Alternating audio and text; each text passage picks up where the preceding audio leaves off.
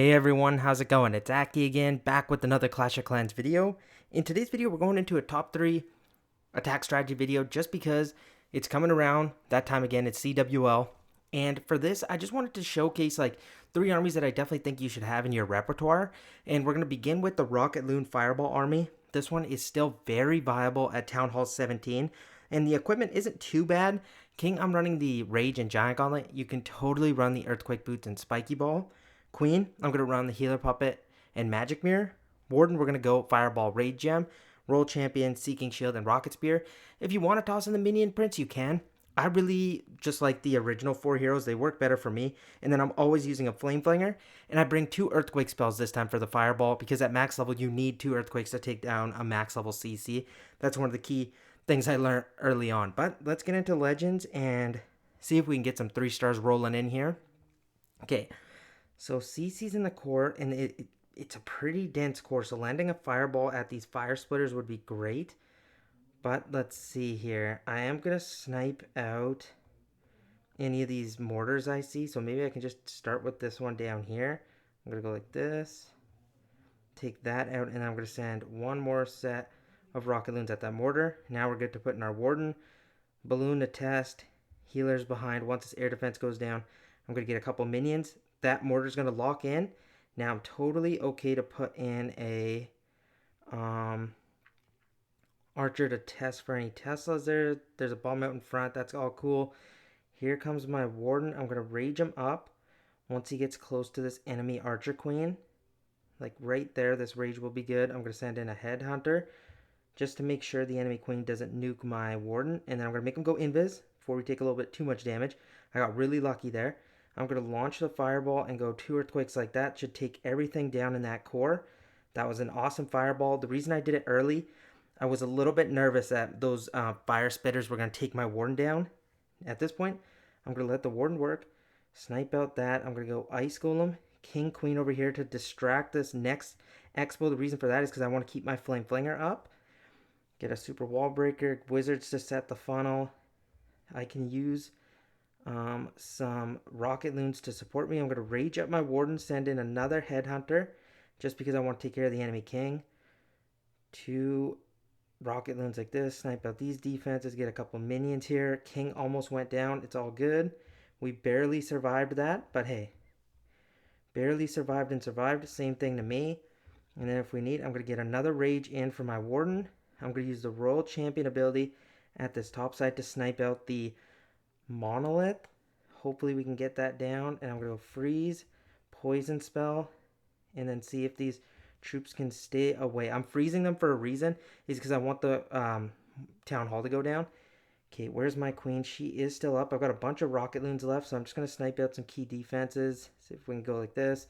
A couple minions for cleanup up top. Let's get a couple archers over here. Okay, we're looking good. The warden is still fine. He's going to struggle on that ice golem, but hey, that's okay. I'm going to go a couple rocket loons here. And we should be fine because my warden, yes, is taking damage. But no, we're all good. We're all good. I just got to get some cleanup in now at this point. Let's go super wall breaker. Here comes the super minions from the CC. We should be good. I'm going to pop the queen ability. And we swag 2 invisibility spells that we didn't need for the fireball. I think we should be good though. That was very hectic. There's a lot going on. But I am going to drop these invisibilities because we obviously don't need them. Just like this. But if you want, you can change up your spells a little bit. This strategy does take some time to get used to, so if you don't get 3 stars right away, don't worry.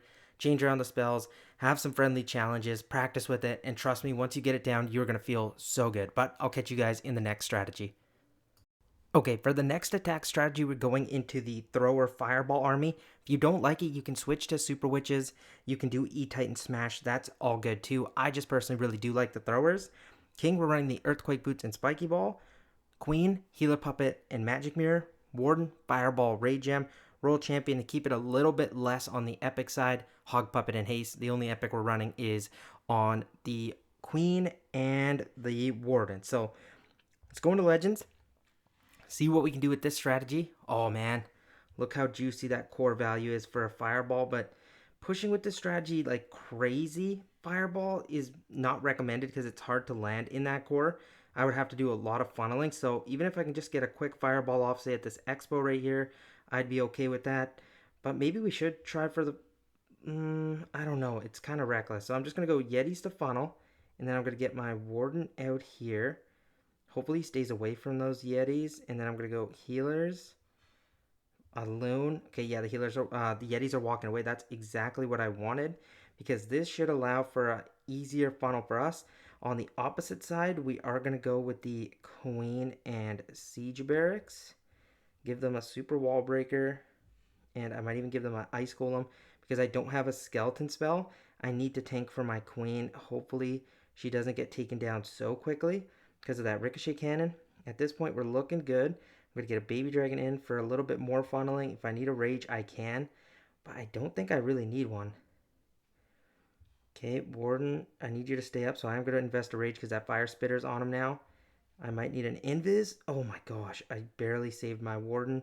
Okay, once he takes this out, we should be able to launch a fireball like here and like here. Okay, can that single target Inferno go down before I launch his fireball? Oh my gosh, that fireball was great. Now I got to try luring my Warden back. And I'm going to freeze all of this junk, go throwers down here. I'm going to get in balloons. I'm trying to get them away from my Warden and my Warden to lure back. Warden, please, please, please, please survive through this. Oh, he is. He's gonna. Oh my gosh, that was crazy clutch. Queens did what they needed to do. I'm going to jump in towards the town hall. Okay, this is actually going a lot better than I anticipated because we saved our Warden. If I didn't, we were totally done for.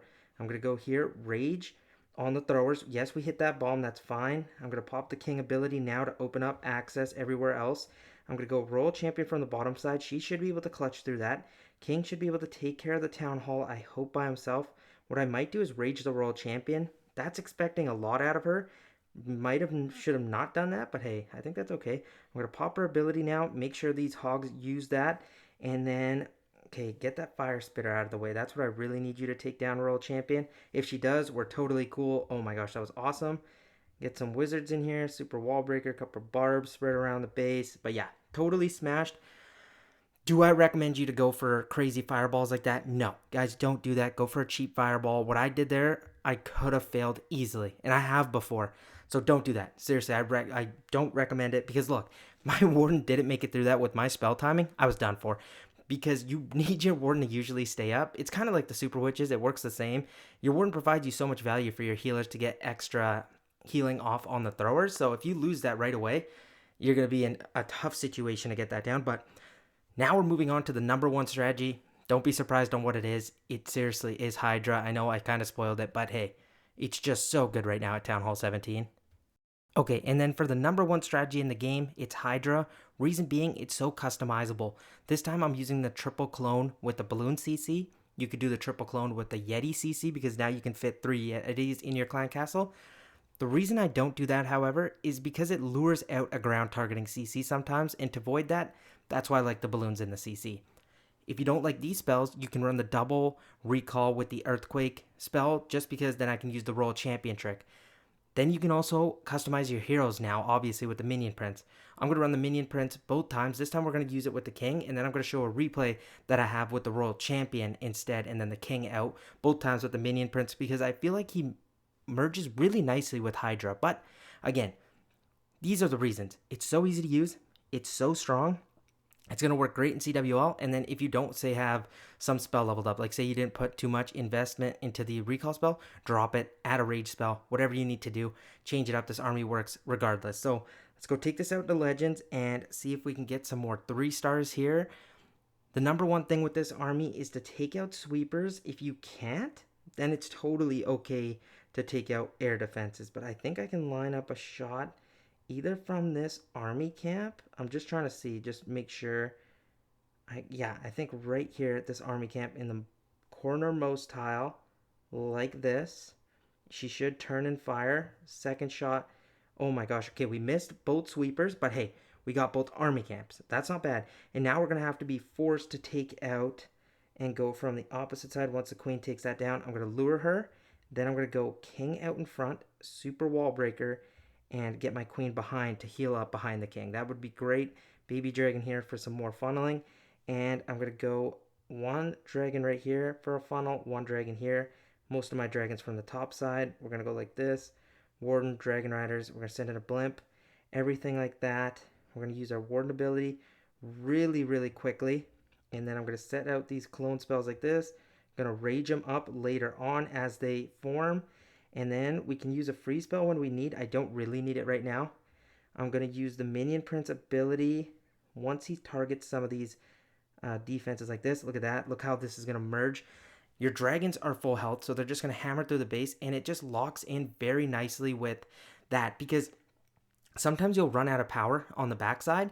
So what your Minion Prince does is slow down the damage. Like for example, that single target Inferno with the Giga Bomb there would have usually caused us problems. But the Dark Orb ability just lets you run through that very nicely and very easily. And he's so tanky.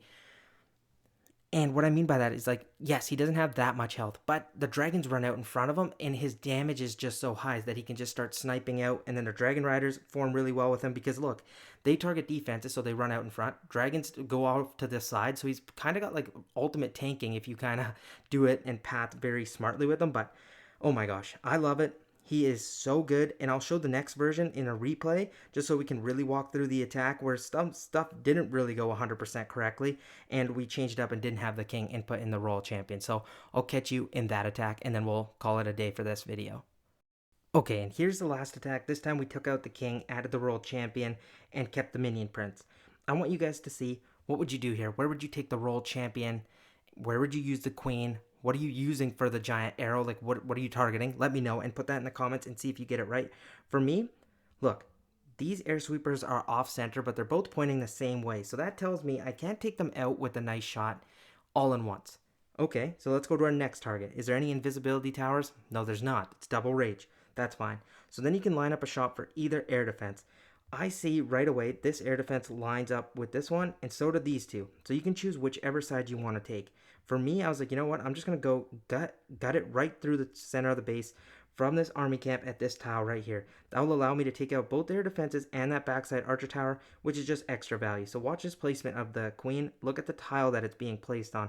It's very important. I know it's probably like, well, come on, Aki, I get it. You don't got to really go into all this depth. Well, it's very important for some of you. You don't get where to place it. So I'm going to start timing this right here. So we're going to slow it down.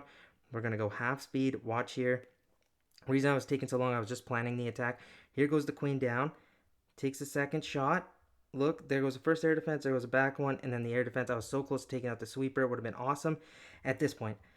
I'm going to let the queen work here. I'm going to let her take out as much as she can to set this bottom side funnel. Now, you're probably wondering, when are you going to recall the queen? What are you waiting for? Well, once this ricochet cannon locks on, it's going to take only like 3 or 4 shots to take out the unicorn. That's not good for me. I want to keep the unicorn up. So then I'm going to recall it. I don't need to take down that expo. Now you're probably wondering, where are you going to put the king? Well, I've kind of got a set funnel already. I know I can't go from this opposite side in towards this monolith because these two sweepers would just bully my troops. So I'm actually going to go back to the top side with my queen to set the funnel. Because this time I don't have a king to set the opposite side funnel. And look at this baby dragon just getting extra value taking out a ricochet cannon. You're probably like, why does a ricochet cannon matter? Well, it doesn't. It's more so for the backside when I'm using the royal champion. This time it's got a giant bomb right by the town hall. To me, that doesn't matter. I'm still going to use the same thing with my clones and just go through there. My goal is to take the town hall, scatter, and the multi-archer tower just so my troops don't catch damage early, especially with that rage tower there. So watch this. I want to show you the placement of the clones. They're overlapped so you get all those balloons to spawn. I dropped in a rage spell. They get pushed. The bomb goes off, but I got the value I wanted. It takes down the backside scatter, the rage tower, and the multi-archer tower, and takes out this air sweeper as well. Now you're probably wondering, where's the royal champion going to go? I'm going to use it at this backside on this monolith to make sure that goes down. And it snipes out one of the air defenses with a seeking shield shot. And then you're probably being like, okay, so what are you doing with the minion prince? I'm going to lock in his ability right now because this is the thing. Like I explained in the last attack, when you start running out of troops, that's when I really use the minion prince army. It's not when you just have like one dragon left. Yes, you can use it early, you can use it late, but the reason for it is, look, the rage tower now hasn't been able to pop. These dragons with that, even if I've got such a crazy sped going on my troops, it's still going to end up working out because we slowed down the queen. Look, she's not getting as much value as she regularly would. She would murk my dragons, but my royal champion got most of her value that she needed. The enemy royal champion's still up. The fire spitter's still up. So you're like, how are you going to get this done? Well, I've still got a bunch of dragons up. Look at this. Dragon Rider is going to help clutch some stuff down. The enemy royal champion is really causing me some harm because Dragon Riders don't target it. So that dragon actually steps up for us. I'll go 2 times speed so you don't have to watch it that slowly. We'll go actually no 4 times. And then when we approach this rage tower, we got lucky with the timing because the rage timer doesn't quite form up. But like my dragons got really low on this attack. It shows a couple mistakes here and there can happen. It's not too important that you have to be like 100% perfect. Hence why this army I think is very, very strong, and I want you guys to use it because you guys will have lots of success with it. Trust me, in CWL, base builders won't know what hit them because this is the meta right now. Hydra seriously is. It's just so strong. But again, thank you guys so much for watching. We also just hit 14,000 subscribers, so come on. You already know it's a 5 gold pass giveaway again.